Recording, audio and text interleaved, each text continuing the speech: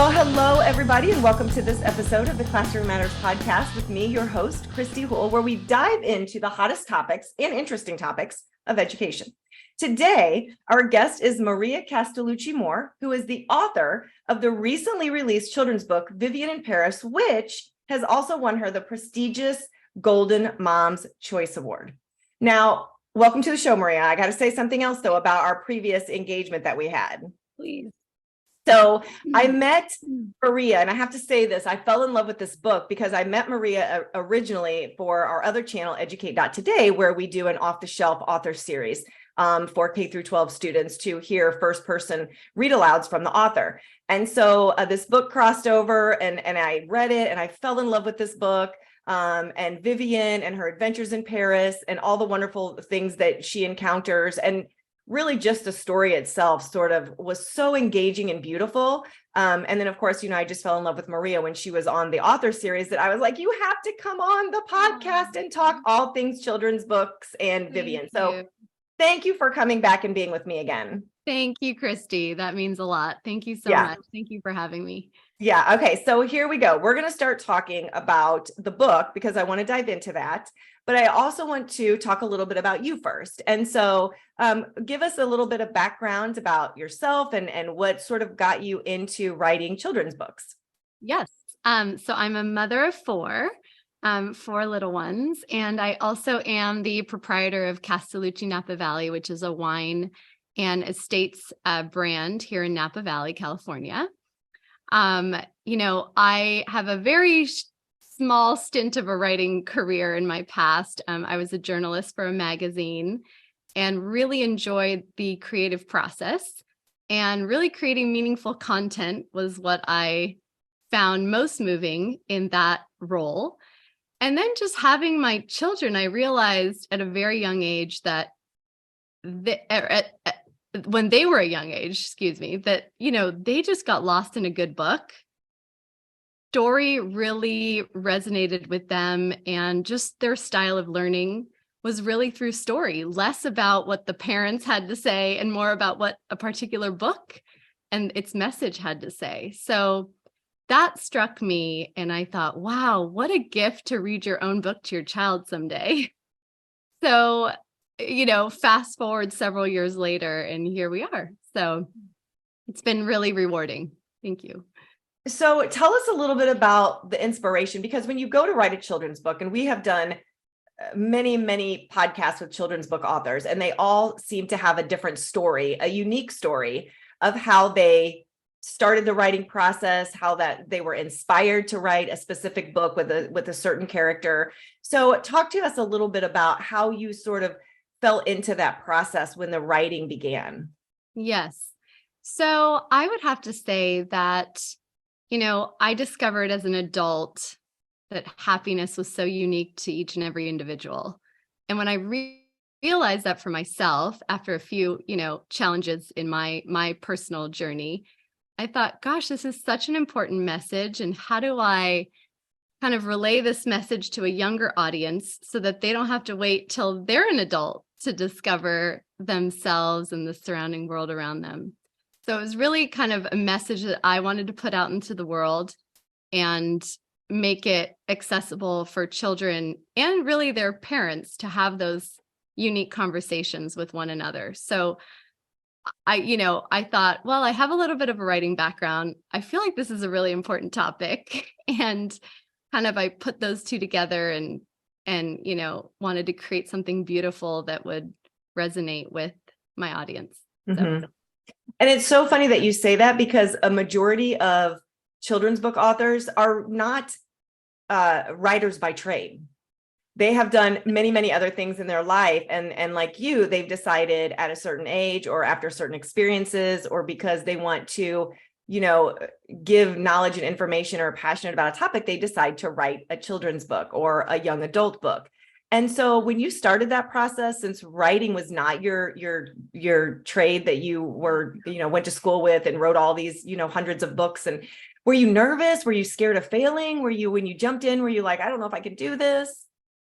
It wasn't really a fear of failure. It was more, I hope this message gets across in a meaningful way as it felt like a very, it is a very meaningful project for me. So I just hope that it's hard to translate what you really feel and put it like pen to paper. And then I knew that the illustrations had to be really top notch in order to convey an emotional message. And really, so it was kind of more like, gosh, I really hope what I'm trying to do is seen in the eyes of those that will read it someday. And so I think I did accomplish that. But less of fear of failure and more of just, I really hope that this storyline is something that will, move someone else to ponder these similar questions that are in the book. So Yeah. let's talk about the storyline, because and the illustrations are amazing and they're beautiful, and especially putting this book in the hands of a child or children that don't have those experiences of travel, right? I thought that was something that I loved about this book, was it was just the illustrations were so beautiful and it really captured Vivienne's adventures. And so tell us about the storyline and what, I don't want to give away the book, of course, but give us a little bit about Vivienne and the storyline and how you came up with that idea. Yeah. So Vivienne really is, without giving too much away, it really is a reflection on me, and how, I learned to use my whole body as an approach to achieving happiness. And that's such a far-fetched, kind of big idea, especially to a child.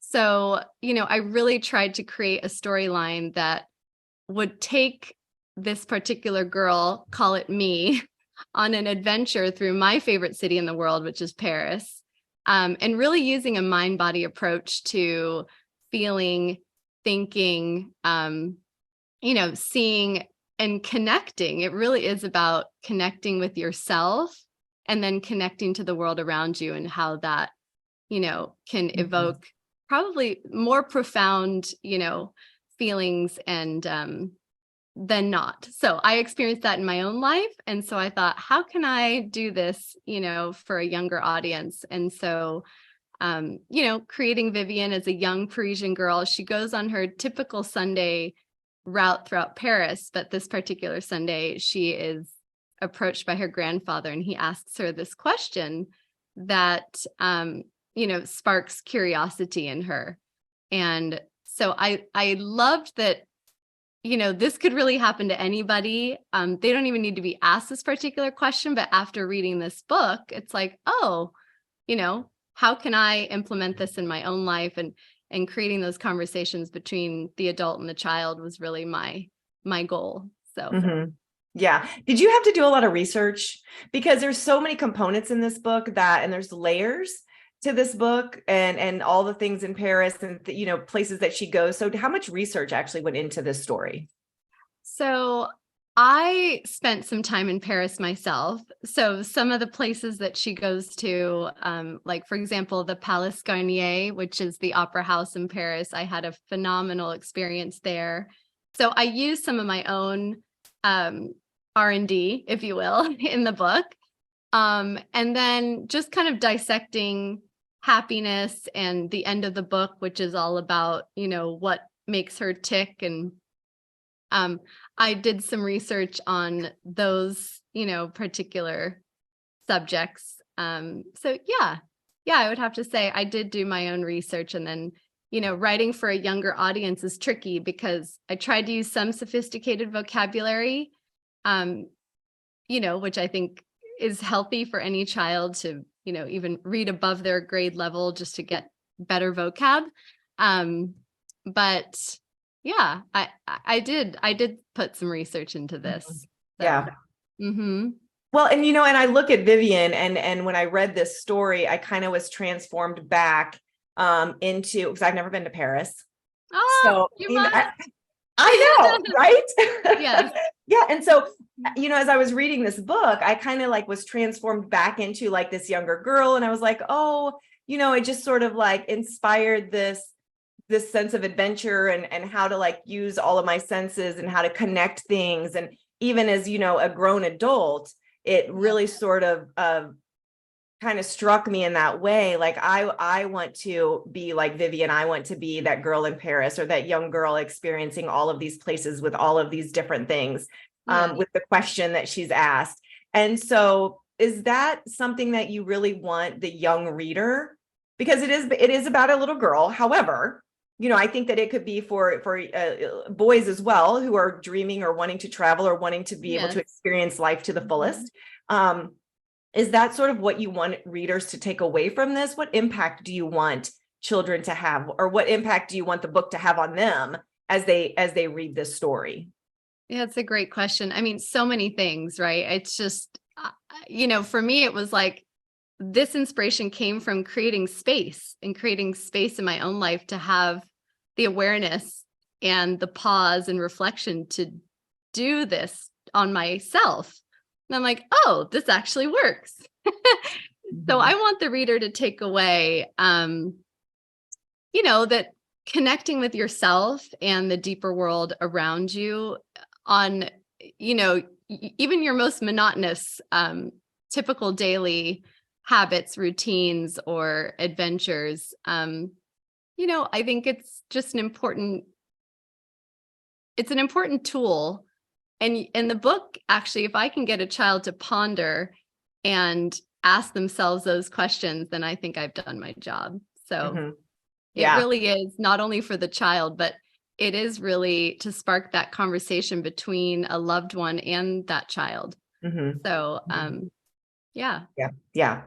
Oh, yeah. And as I read the book, and as you and I talked at our prior engagement, we were talking about all of the ways I remember reading through the book, and I was writing down because I had the teacher come out in me.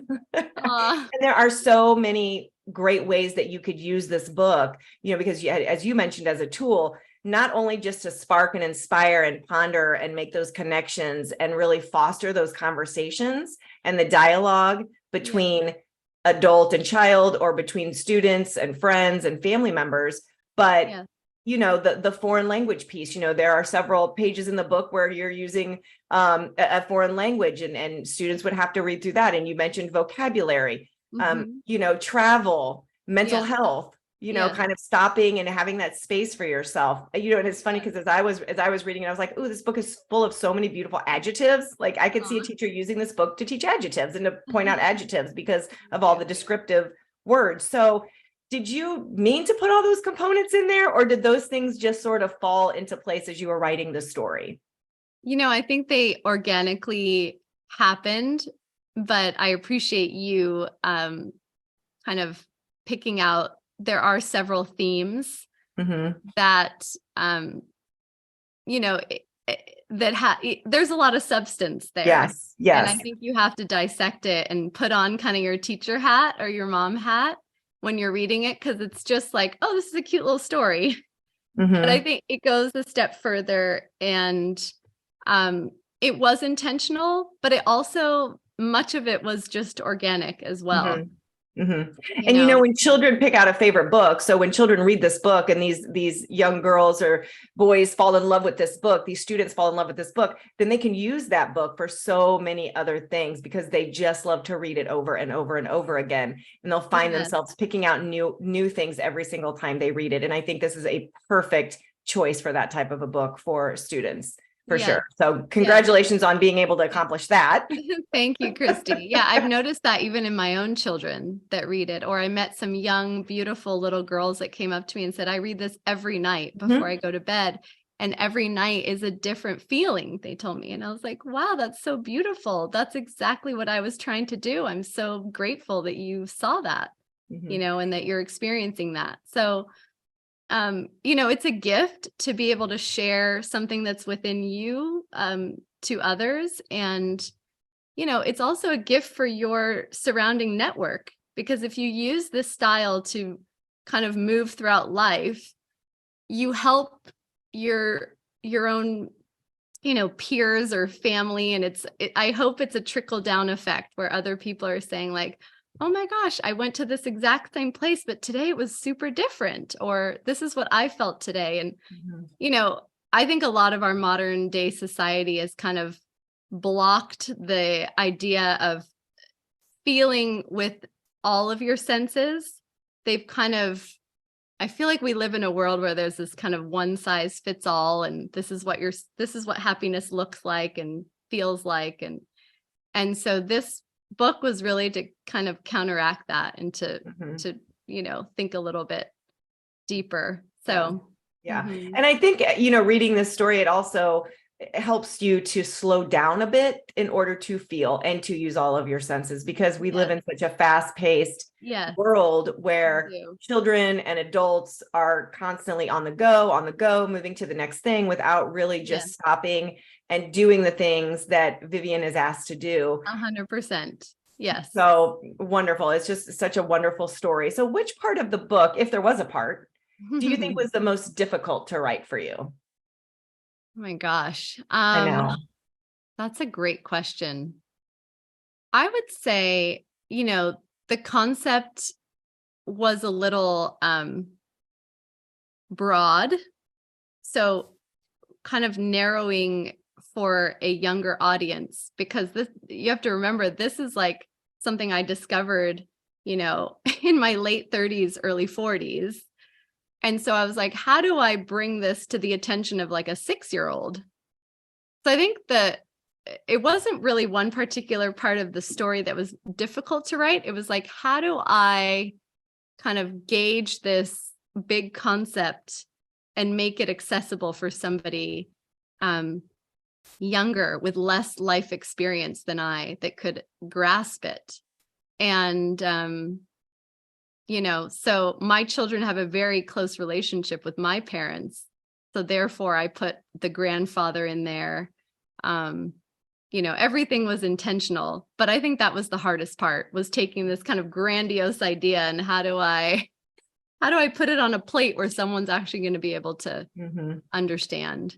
And so I think the easiest, to counteract your question, the easiest part was the end, because that was really me. It's a reflection of me. And so writing about the conclusion was probably the most fun for me.